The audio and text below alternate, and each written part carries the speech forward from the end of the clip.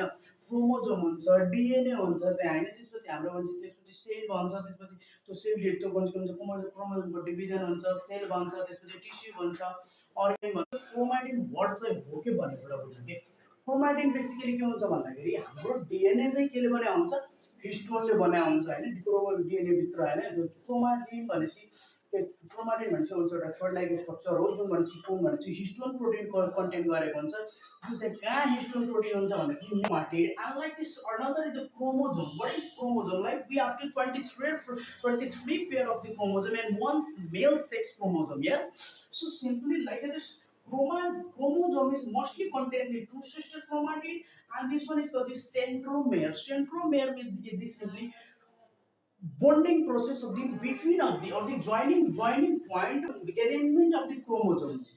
There are we can be arranged in the four types in the four way metrocentric, submetrocentric, acrocentric, and telocentric. Okay, in metacentric means all all the sister chromatids are equally divided and centromere is present to the middle portion. Okay, here this one is present in the middle portions. So that's we call the meta center. Meta means middle.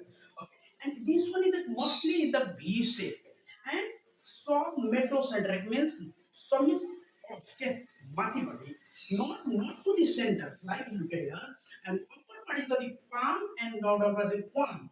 So here यसमा के हुन्छ भन्दाखेरि centromere syndrome हुँदैन एउटा चाहिँ ठुलो हुन्छ भने एउटा चाहिँ सिस्टर क्रोमाटिड हुन्छ रे सानो हुन्छ भन्ने and acrocentric means exactly opposite and telocentric means the simplicity which is contained in the simply I this one is the I set and the J set and mnemonics of the two long need the M set